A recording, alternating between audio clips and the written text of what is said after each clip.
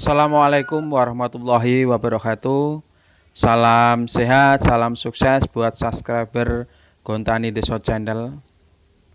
Di sini saya akan membagikan pengalaman tentang budidaya ikan nila ataupun gurame di kolam tembok.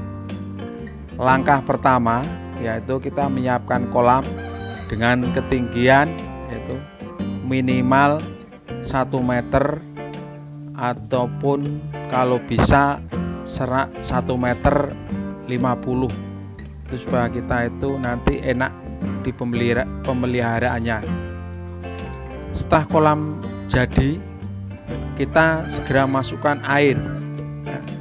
Air pertama itu kita kobak-kobak atau kita aduk-aduk dengan kaki ataupun dengan orang banyak, lalu air itu dibuang, diisi lagi air baru.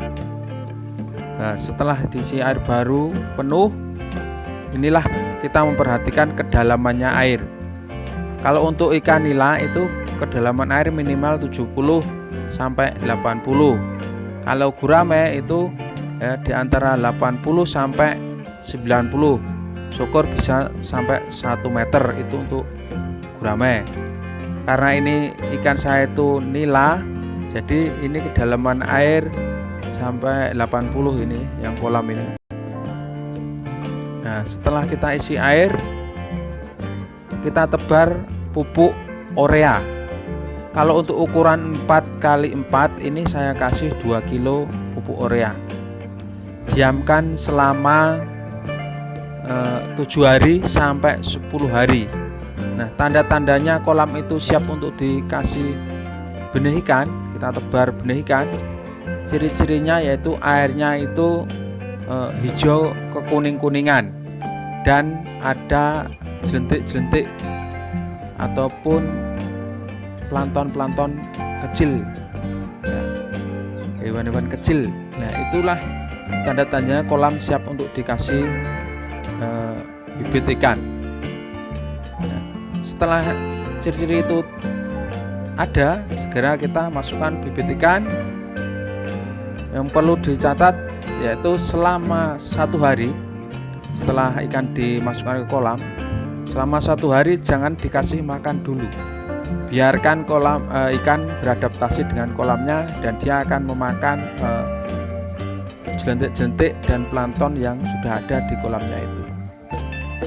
2 harinya baru kita kasih makan pelet sesuai ukuran dari ikannya. Setelah itu kita memperhatikan air. Hari berikutnya itu kita memperhatikan air. Karena karakter ikan nila itu air mengalir. Nah, di sini kita harus menyiasatinya.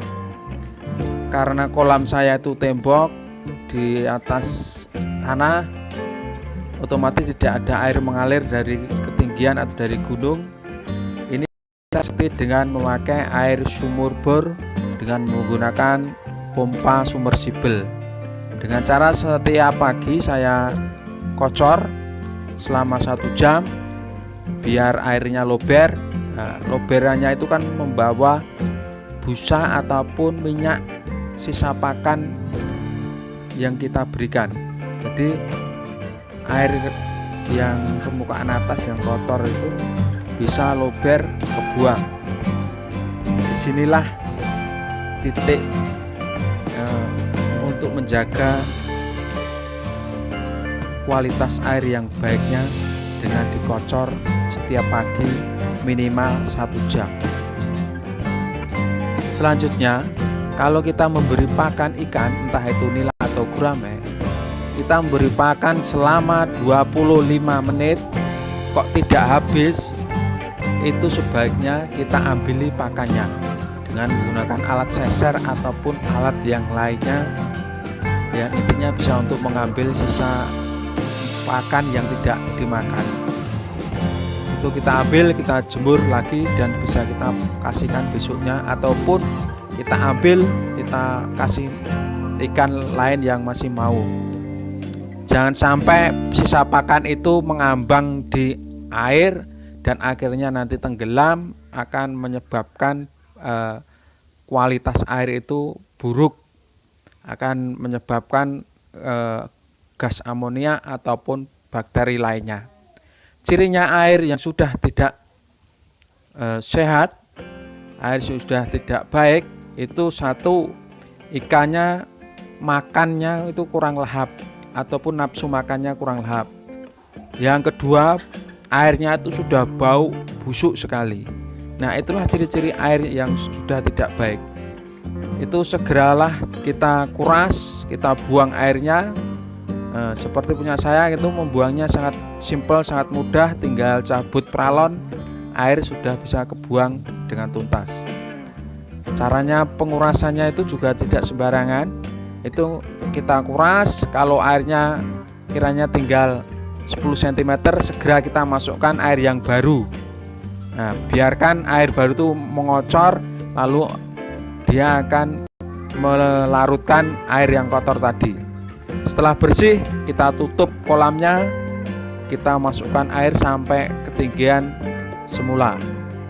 Seperti punya saya itu ketinggian sampai 80, saya isi. Setelah itu biarkan 1 hari, nggak usah dikasih makan dulu, baru besoknya dikasih makan lagi. Nah, kalau ikan nila atau gurame sudah besar, itu biasanya saya kasih selingan daun. Kesukaannya ikan nila sama gurame itu daun talas sama daun lompong sama kangkung ya.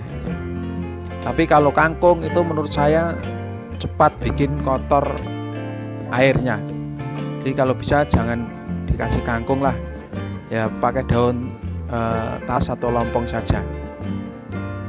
Ya, disitulah cara untuk menjaga ikan nila atau gurame supaya sehat dan kematiannya itu ya di bawah 1% lah kalau bisa.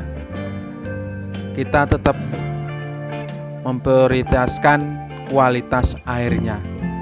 Pasti saya jamin budidaya ikan Anda akan sukses dan akan membawa keberuntungan buat Anda.